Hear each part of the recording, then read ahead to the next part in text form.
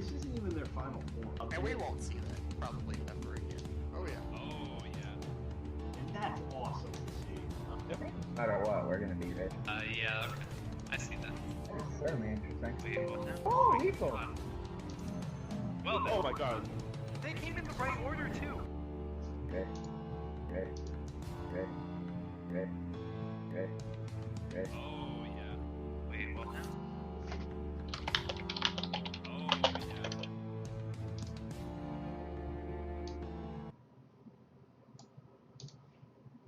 Oh, baby. Oh, baby. Oh, baby. Oh, my. Oh, baby. Oh, wow.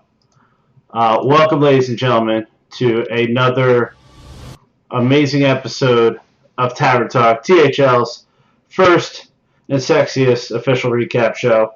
We have a very special guest here tonight, so special, in fact, that we're just going to leave our on-tap text as PogChamp until we move forward here.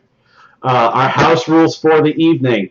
As always, when it feels anything, man, I left power rankings up there. Oops. Oh, well. We're not going to do power rankings because if you're in the playoffs, you're a top 8 team in this league. Whenever we make a prediction, which is be pretty much all fucking night, an Ellie giggle. If you know what that means, you know what it means. If not, just drink when you think you should. Without further ado, man, let's get into this thing. Our guest for this evening is all the hype ever. Sitting to my left, your right. I just found out he was going to be here about 5 minutes ago. Greatest news ever. The one and only D. Lyman. D. Lyman, how are you this evening, sir? PogChamp! PogChamp! Oh, man. I heard some wheeling and dealing was done. Mange might owe D. Lyman his soul, but it got him on the show tonight, and that's awesome. So, Mange, how do you feel down there, soulless as you are? I'm good. I got my drink. I have some green beans, and they're really fucking good.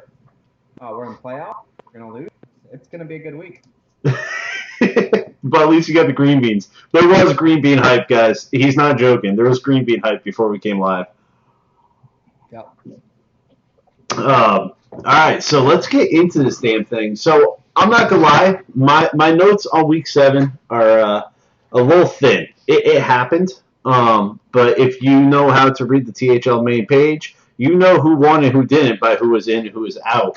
We had several play-ins in week 7 though that we can highlight tonight and we can talk about before we dive into week 1 of season 4 playoffs. We'll start in the red division because there was kind of a three-way potential play-in going on between NWA, Temporal Legends, and Entropy, with Entropy and Temporal Legends controlling their own fate in a head-to-head matchup, winner takes all. And Entropy couldn't quite get the job done, losing by 10 points to Temporal Legend. As two people not involved with Entropy, did either of you expect this to be the way it played out? Did you see a point during the weekend where you're like, damn, that's it, rip Entropy? And are you at all shocked about it? I wasn't involved with Entropy. The fuck kind of statement is that? I meant me and Mange. Yep. Um,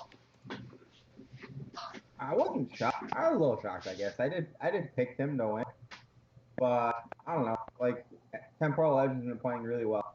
They had just come off a fresh one against NWA, so I don't know. Like, it's not like super surprising to me. Yeah, they definitely had a strong end to the season. Guys in chat, let me know how the mic goes now. I just readjusted it. It is peaking for some odd reason. But I'm going to be honest. I didn't really hear your question because I was eating green beans, so I just did my best to bullshit at that answer. yeah, you did a great job bullshitting it. Apparently the EQ is all sorts of off, and they can't really hear what we're saying anyways. D. Lyman, this week for you guys over at Entropy was win and in, going up against Temporal Legends. How'd you guys feel going into the week? All right. Well, what do you want to hear first? How I felt or how the team felt? Let's hear how you felt first going into the week, and then if there was any chatter in the chat that had you guys lean in a certain kind of way. All right, well, let me tell you how I felt. I felt that we were going to lose. I felt that if we did win, we were going to lose in the playoffs. I saw that there was no chance we were going to win a championship.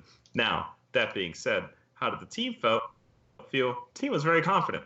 The team felt we were riding on a little good bit of momentum. I don't know how, but that's how we felt. And we felt that this was our week. We had some pretty strong matchups, we thought, in a few different seeds. And we were going to, maybe it might have been a little close, but we would have taken it home. That's how the team felt.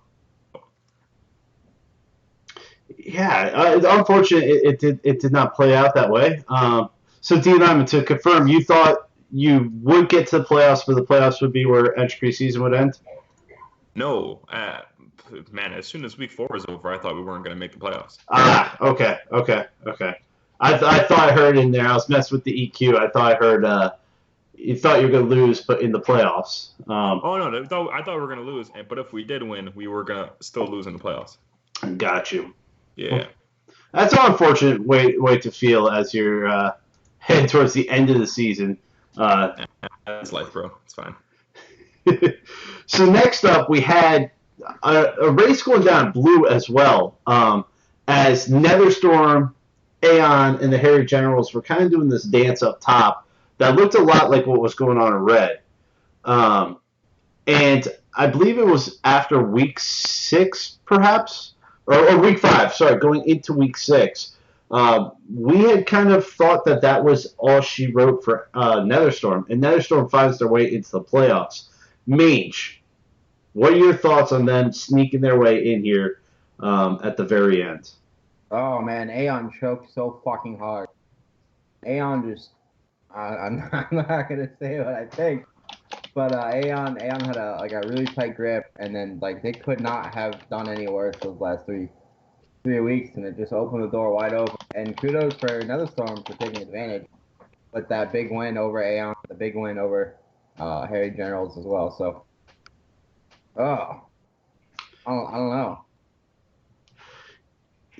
D Lyman, it comes to Sunday night or Sunday afternoon, and I say to you, all right, this isn't a hypothetical. Mm-hmm.